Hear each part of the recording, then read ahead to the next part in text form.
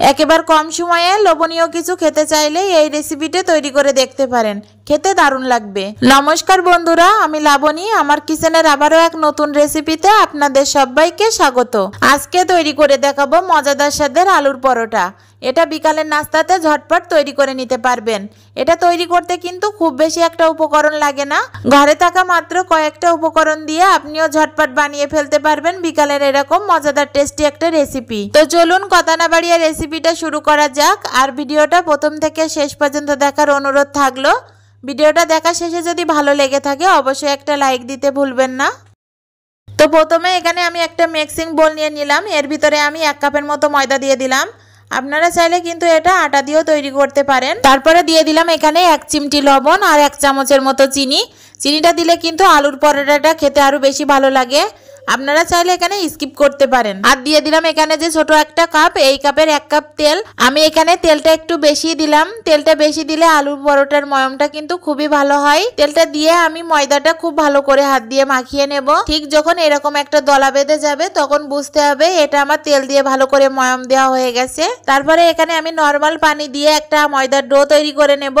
আর এই ময়দার ডোটা তৈরি করতে কিন্তু আমি 7 থেকে 8 মিনিট মতো ভালো করে এটা মাখিয়ে নিয়েছি। ময়দার ডোটা যত ভালো করে হাতে ডলে মথে নেওয়া হবে, আলুর পরোটার উপরে যে লেয়ারটা থাকে ওইটা কিন্তু তত বেশি ক্রিস্পি হবে। ময়দার ডোটা মাখতে গিয়ে কিন্তু একবারে পানি দিয়ে মাখতে যাবেন না, তাহলে কিন্তু এটা নরম হয়ে যেতে পারে। সেই জন্য বারবার করে পানি দিয়ে ভালো করে মেখে একটা ময়দার ডো তৈরি করে নিতে হবে। তো ময়দাটা কিন্তু আমি বেশ কিছুক্ষণ ভালো করে ডলে ডলে মথে নিয়েছি। তো ময়দার ডোটা কিন্তু আমার রেডি হয়ে গেছে। এটা এবার আমি রেখে দেব। ময়দার ডোয়ের উপরের লেয়ারটা যাতে ড্রাই না হয়ে যায় সেজন্য উপর দিয়ে একটু তেল দিয়ে দিলাম। এতে করে উপরের লেয়ারটা ড্রাই হয়ে যাবে না। ময়দার ডোটা আমি 10 থেকে 15 মিনিটের জন্য রেস্টে রেখে দিলাম। এতে করে কিন্তু ময়দার ডোটা অনেকটাই সফট হয়ে যাবে। তার মধ্যে এখানে আমি আলুর পুরটা তৈরি করে নেব। তার জন্য এখানে বড় সাইজের 2টো আলু আমি কেটে সিদ্ধ করে নিয়েছি। তারপরে একটা কাঁটা চামচের সাহায্যে আলুগুলো আমি ম্যাশ করে নেব। আপনাদের কাছে যদি আলু মিক্সার থাকে তাহলে সেটা দিয়েও ম্যাশ করতে পারেন। আমার কাছে আলু মিক্সারটা ছিল না, সেজন্য আমি কাঁটা চামচ দিয়ে করে নিলাম। তো কাঁটা চামচ দিয়ে আলুগুলো কিন্তু আমার সুন্দর মতো ম্যাশ করা হয়ে গেছে। তো আপনারা দেখেই বুঝতে পারছেন আলুগুলো কিন্তু আমি অনেক সুন্দরভাবে ম্যাশ করে নিয়েছি। এবার আমি আলুর পুরটা তৈরি করে নেব। তার জন্য প্যানের পরে কড়াই বসিয়ে দিলাম। দিয়ে এখানে সামান্য পরিমাণ সরিষার তেল দিয়ে দিলাম। তেলটা যখন বেশ ভালো গরম হয়ে যাবে তখন এখানে আমি 1 চামচের মতো আদা কুচি, 1 চামচের মতো রসুন কুচি, 7টা কাঁচা ঝাল কুচি আর দিয়ে দিলাম বড় সাইজের একটা পেঁয়াজ মিহি করে কুচি করে দিয়ে সব রকম উপকরণ একটু ভালো করে ভাজা ভাজা করে নেব। তো পেঁয়াজ রসুন আদাটা কিন্তু বেশ কিছুক্ষণ আমি একটু ভাজা ভাজা করে নিয়েছি, আর কিন্তু ভাজবো না। এবার এখানে আমি কিছু গুঁড়ো মশলা অ্যাড করে দিলাম, যার ফলে কিন্তু এই আলুর পরোটাটা খেতে আরো বেশি টেস্টি হবে। তো এখানে কি কি গুঁড়ো মশলা দিলাম আপনাদেরকে বলে দিচ্ছি। অবশ্যই এখানে প্রথম থেকে শেষ পর্যন্ত ভিডিওটা দেখবেন, প্রতিটা স্টেপ ফলো করবেন, তাহলে আমার মতো এরকম সুন্দর রেজাল্ট আপনারাও পাবেন। তো এখানে আমি গুঁড়ো মশলা ব্যবহার করেছি 1/2 চামচ জিরের গুঁড়ো, 1/2 চামচ মরিচের গুঁড়ো, 1/2 চামচ ধনিয়ার গুঁড়ো, 1/2 চামচ শুকনো লঙ্কার গুঁড়ো। আমি যেহেতু এখানে কাঁচা ঝাল দিয়েছি সেজন্য শুকনো ঝালটা আমি কিন্তু একটু অল্প করে দিয়েছি। আপনারা যদি এখানে শুকনো ঝাল দিতে না চান তাহলে কাঁচা ঝালটা একটু বেশি করে দিবেন, তাহলে কিন্তু মুখে একটু ঝাল ঝাল লাগলে খেতে ভালো লাগবে। আর দিয়েছি 1/2 চামচ গোটা গরম মশলার গুঁড়ো, আর দিয়েছি 1/2 চামচ হলুদের গুঁড়ো আর পরিমাণ মতো লবণ। লবণটা আপনারা বাড়িয়ে কমিয়ে টেস্ট অনুযায়ী দিতে পারেন। তারপরে এখানে আমি আলুটা দিয়ে দিলাম, দিয়ে ভালো করে এটা মশলার সাথে ম্যাশ করে নেব।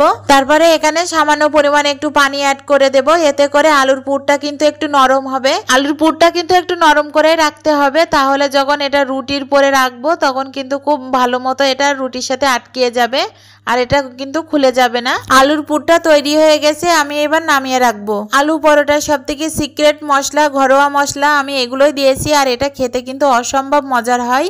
আপনারা যত ভালো করে এই আলুর পরোটার পুরটা রেডি করবেন, আলুর পরোটা খেতে কিন্তু তত বেশি ভালো লাগবে।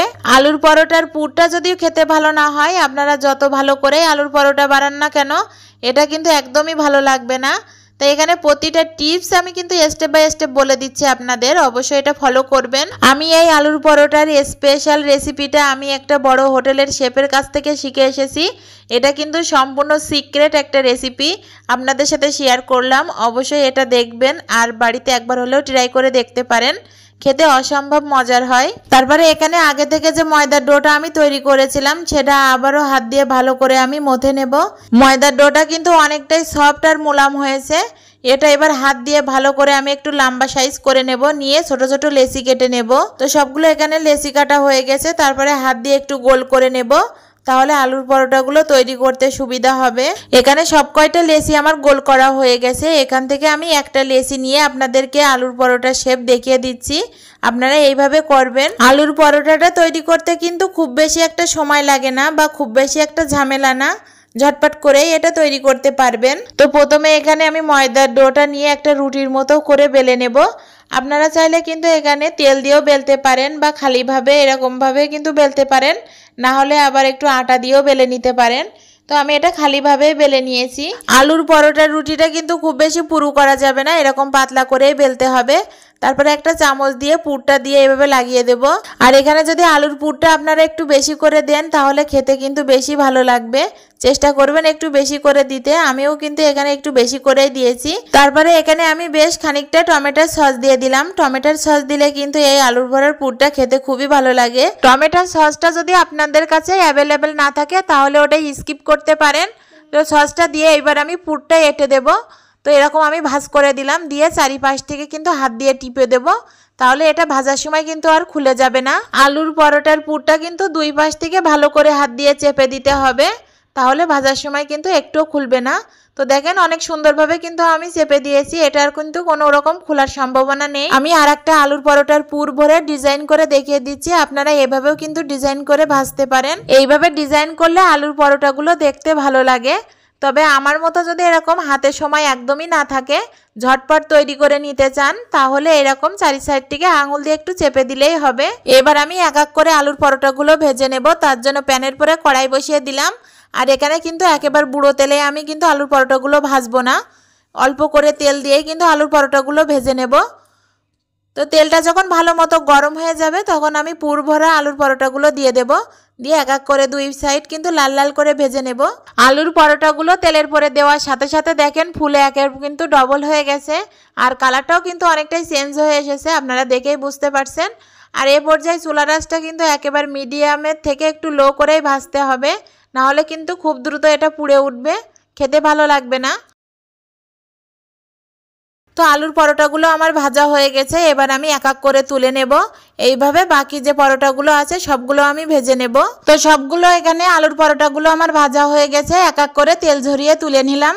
আলুর পরোটার উপরে লেয়ারটা দেখেন কতটা মুসমুসে আর ক্রিস্পি হয়েছে, ভেঙে একটু গালে দিলেই কিন্তু মিলিয়ে যাবে, আর খেতে কিন্তু অসম্ভব টেস্টি হয়। আর এরকম একটা মজাদার আইটেম যদি বিকালের নাস্তাতে রাখেন তাহলে চায়ের সাথে আড্ডা দিতে দিতে কিন্তু এক তাল এমনিতেই খালি হয়ে যাবে, বুঝতেই পারবেন না যে কখন খালি হয়ে গেছে। আমি এখানে একটা আলুর পরোটা কেটে আপনাদেরকে দেখিয়ে দিচ্ছি, তো দেখেন কতটা সুন্দর আর জুসি হয়েছে। তবে আমার এই আলুর পরোটার ভিডিওটা যদি আপনাদের কাছে ভালো লেগে থাকে বাড়িতে একবার ট্রাই করে দেখতে পারেন, খেতে অসম্ভব মজার হয়। আর এই রেসিপিটা দেখার পরে যদি আপনাদের কাছে একটু ভালো লেগে থাকে অবশ্যই একটা লাইক করবেন, কমেন্ট করবেন, শেয়ার করতে কিন্তু ভুলবেন না।